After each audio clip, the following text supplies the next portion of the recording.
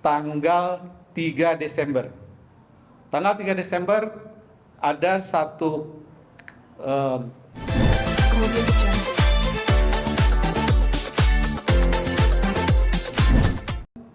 tidak dijelaskan bagaimana proses pengembaliannya dan dari mana sumber pengembaliannya, itu tidak dijelaskan. Cuma di situ nanti BPP lah yang bekerja. Namun pada saat itu juga di akhir pertemuan kami menolak untuk bergabung di BPP. Karena dengan pertimbangan tentunya kami tidak mengetahui sumber mana yang bisa dilakukan. Karena kalau dengan BPP artinya pertanggungjawabannya nanti kepada para lender akan diserahkan ke paguyuban. Paguyuban menjadi bumper untuk DSI, itu yang kita hindari sehingga tidak terjadi, dan kami berusaha untuk mengatakan bahwa perjanjian ini kami hanya sebagai pengawas, tidak untuk terlibat di dalam prosesnya. Dan itu telah disepakati dan kita sebarkan dan lender mengetahui. Sehingga dari para lender yang tadinya sedih itu ada sedikit harapan bahwa dananya akan bisa kembali dengan proses seperti ini. Dan ini juga disampaikan pada OJK oleh pihak DSI dan pihak kita juga bahwa terjadi kesepakatan dilaporkan pada OJK. Dan OJK melalui channel khusus ya memantau saja kelihatannya, memantau. Dan perlu diketahui ya sejak tanggal 28 Oktober telah disampaikan juga oleh OJK kepada kami bahwa DSI setelah terindikasi adanya sesuatu tata kelola yang tidak sesuai, dikenakan sanksi setelah diperiksa oleh OJK melalui pemeriksaan umum. Di stoplah dengan PKU, penghentian kegiatan usaha.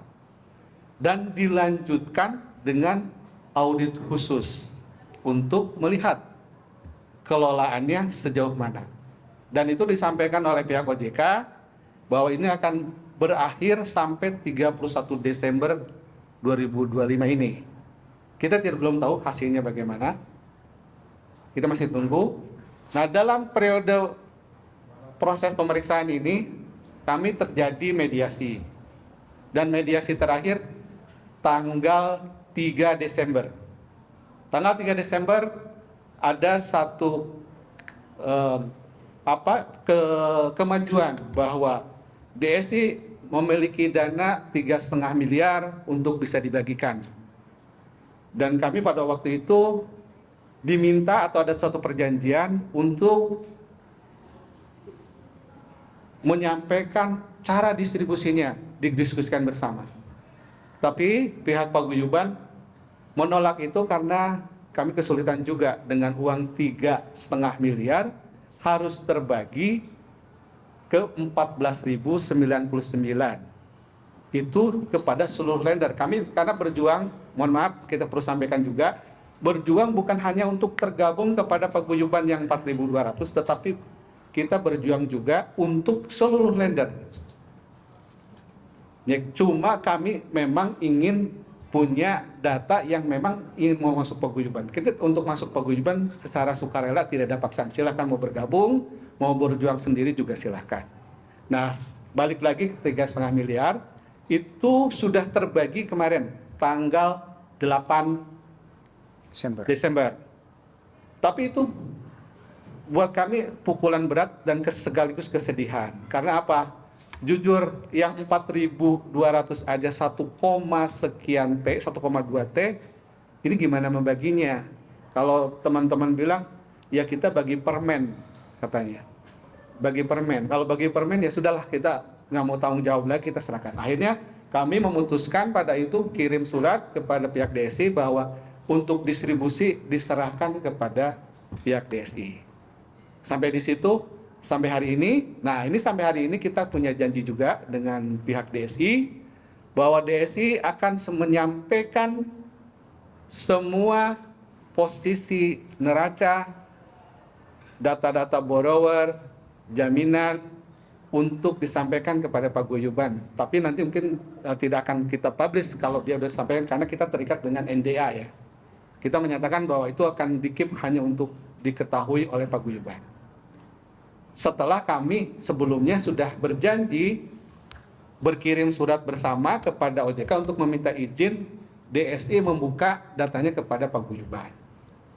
Ini kenapa kami perlukan? Karena kami untuk melihat sampai sejauh mana DSI ini punya kemampuan atau aset untuk bisa mengembalikan kepada dana lender.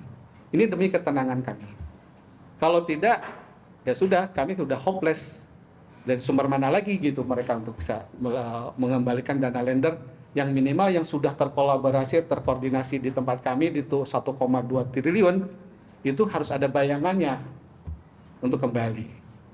Nah, dari situ kita tunggu batas waktunya adalah tanggal 10 Desember hari ini. 10 Desember ini batas untuk menyampaikan ada izin dari OJK atau tidak ada izin dari OJK. DSI punya komitmen untuk menyampaikan data posisi neraca dan data catatan ekstra kontabelnya atau off balance sheet-nya. Untuk kami menjadi acuan melakukan koordinasi dengan para lender, kira-kira langkah apa kalau sudah punya data itu, seperti itu. Kita tunggu Pak, tanggal 10 Desember ini disampaikan atau tidak. Insya Allah itu akan kita bahas lagi di meeting Zoom tanggal 13 hari Sabtu. Nah, sampai di situ perjuangan kami dari Paguyuban. Dan kalau kita bicara kesedihan atau kegaduhan di para lender, itu sudah tidak bisa dibayangkan lah.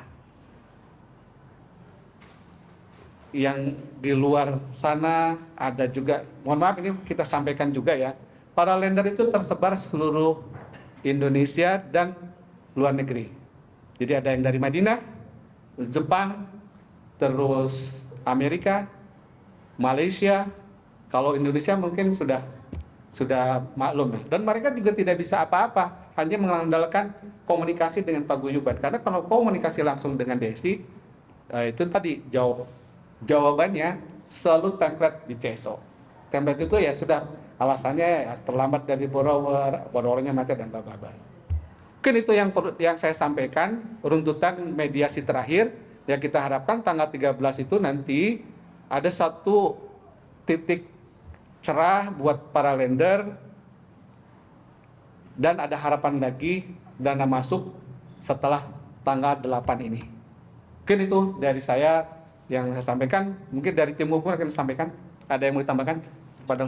Menyambung dari apa yang disampaikan oleh Pak Pitoyo selaku Ketua Paguyuban Lender Dana Syariah Indonesia, saya menambahkan bahwa pada tanggal 18 November, di mana terjadi kesepakatan antara Paguyuban dan DSI di sana menyampaikan bahwa sumber pengembaliannya adalah melalui penjualan aset borrower dan sumber dana yang sah menurut hukum. Sumber dana sah menurut hukum tersebut tidak dijelaskan dari mana saja. Nah, kemudian ada pertemuan 1 minggu setelah itu melalui Zoom, namun itu belum membahas hal-hal yang terlalu substansial. Kemudian pertemuan menurut Zoom yang membahas hal substansial, yaitu dana berapa yang bisa dibagikan kepada para lender, itu terjadi di tanggal 3 Desember. Para pengurus waktu itu memiliki harapan yang besar, karena sebelumnya sempat juga disampaikan terkait proporsi pembagian, apakah 30, 35, 35, sebagaimana sempat pada, kalau tidak salah, preskon tanggal 19 November. Makanya kami berharap bahwa yang akan disampaikan DSI pada tanggal 3 Desember itu adalah nominal yang menurut kami memenuhi harapan. Saat itu saya pribadi memiliki harapan minimal 10%. Tapi qadarullah yang terjadi adalah yang sangat jauh di bawah itu. Jujur ketika disampaikan oleh DSI, pengurus bahkan yang mengikuti Zoom saat itu banyak yang shock dan sakit. Jangankan para lender secara umum, pengurus sendiri pun sangat terpukul ketika menerima informasi bahwa dana yang dibagikan adalah 3,5 miliar. Nah, dari sana kami berusaha menekan, bahkan meminta, memohon kepada pihak DSI untuk menyampaikan bahwa dana itu untuk lebih besar dari itu. Tapi tetap tidak bisa.